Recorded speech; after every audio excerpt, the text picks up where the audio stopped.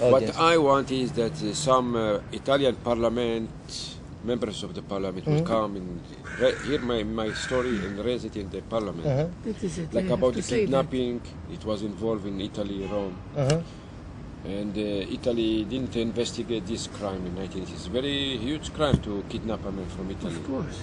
By Israel army and the government. And no one in Italy investigated this crime.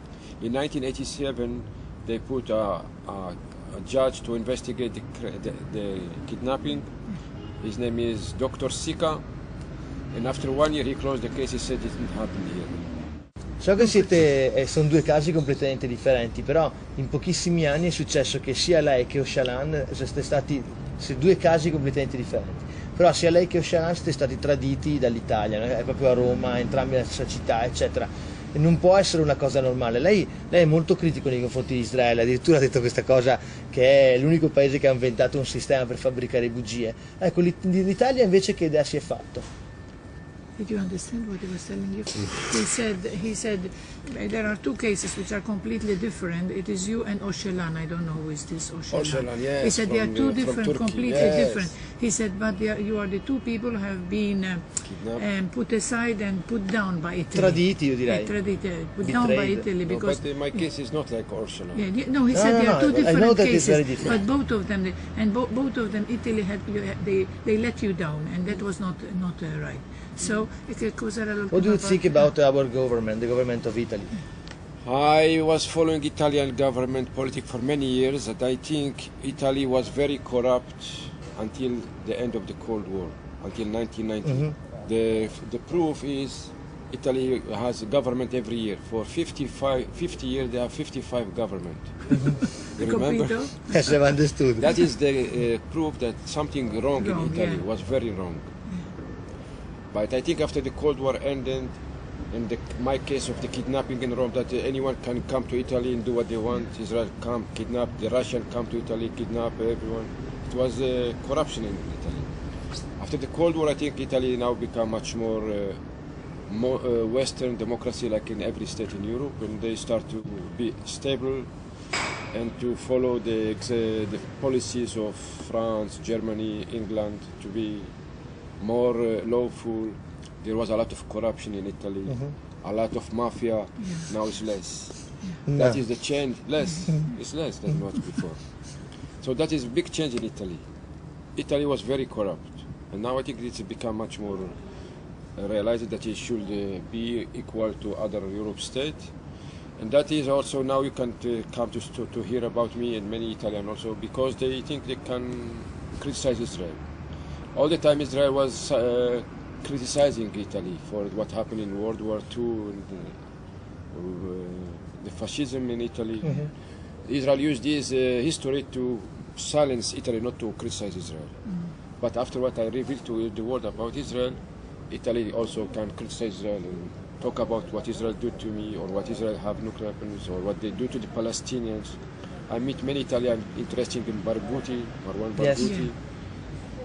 So Italy now is about to become equal to other Europe states. Lei prima mi stava dicendo che appunto durante la guerra fredda naturalmente è stato più che altro durante quel periodo, no, che c'era l'esigenza di portare a termine il piano nucleare di difesa israeliano, eccetera. Adesso la guerra fredda è finita, abbiamo anche detto prima insomma, il fatto che comunque adesso è l'Iran lo spauracchio, è l'Iran che fa paura, eccetera. Allora io volevo capire, ma Israele, intanto volevo capire se Israele è sempre un nemico pronto sia in casa che fuori. Poi volevo capire se secondo lei, a dispetto dei tempi, il piano nucleare di Israele continua e continuerà a essere modificato, ad essere migliorato, e se pensa che secondo le informazioni che aveva lei, se le informazioni che aveva lei sono ancora utili oggi per capire, per inquadrare insomma, qual è la linea di armamento degli israeliani. You should ask a short question. No, but because it's very long and I tend to forget. Well, the first part was that he, as we had said already, that during the Cold War it was very important. But now that the Cold War is finished, how do you conceive the thing that Israel wants still to go on developing its nuclear and atomic bomb, and with what you knew about what it was 18 years ago, how do you see this? How is Israel trying still to develop this? Si sa che voleva dire, no? Sì. Perché sta continuando a certo. sviluppare. Sì. I don't know what Israel did in the last 18 years. I know until the 18 years ago. But you are right, now the world has been changed, the Cold War ended, the communism, there is no enemy to United States, to Russia, so the nuclear weapons will be destroyed. But Israel don't want to destroy atomic bomb. Israel want nuclear weapons because by keeping the nuclear weapons, they cannot do peace with the Palestinians. Israel don't want to make peace with the Palestinians, don't want to give them their right, don't want to give them their state. So that is why Israel using the atomic bomb for this reason. And that's why Israel continue to hold the atomic bomb. But in this age, we don't need atomic bomb in any state. I'm talking also about the atomic bomb in England, France, Russia, China. They don't have any justification because they don't have enemies. No Russia, no United States have enemies to use atomic bomb against. So we the people now can demand from the world to abolish nuclear weapons in all the world, to free the world from nuclear weapons. And at the same time, we want Europe and the United States to tell Israel to end the atomic bomb. No one speak clear and loud against Israel atomic bomb. Not United States, not Italy. No. Of course, United States is afraid to so speak we openly. Want Rome. Prime Minister Silvio Berlusconi to speak in the parliament to demand from Israel to open the Dimona reactor for inspection. It's a great hope, but that's impossible. But some time ago, this Baradei came, no? They come in July, but instead of taking to Dimona, they take him in the helicopter, show him around. He's a very friend of Sharon. He always says. But because Israel didn't sign the NPT. Yes, you know what is NPT? Non-Proliferation Treaty. Israel didn't sign. So if Israel didn't sign, he cannot go to Dimona. Mohammed al-Baradei can go to Iran, to Iraq, because they signed the NPT. But Israel, no. Israel didn't sign, and that's what we also can ask Israel to sign the NPT. Europe should demand from Israel to sign it. Germany, Japan, all those states should demand from Israel to sign the NPT. And also, the point is, if you succeed to make Israel free from nuclear weapon, you are helping the peace in the Middle East. Then Israel must make peace. Yes. But if they have atomic bomb, they don't want to make peace. Questa è la cosa più importante, no? Il fatto che io non capisco perché Israele la pace per Israele è una stabilità, non c'è proprio l'idea, perché quello che succede nella West Bank, quello che succede a Gaza, le colonie, gli insediamenti, le torture. Cosa ne pensi di tutto questo? Perché Israele non ha voglia di una vita di cercare di creare un mondo normale, una vita normale, un paese normale? Dove la gente... Io credo che ci sia anche altra gente come lei che non è contenta. He says that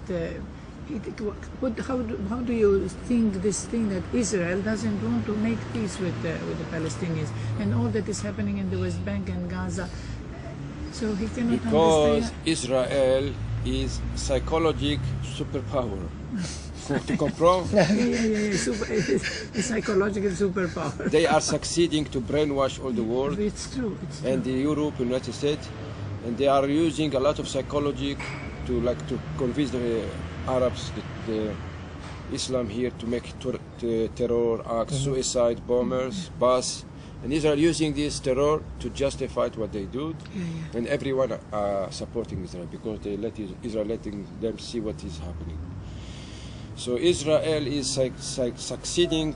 Israel have a lot of control over the media in the United States, Hollywood, media, CNN, everything, and also in Europe.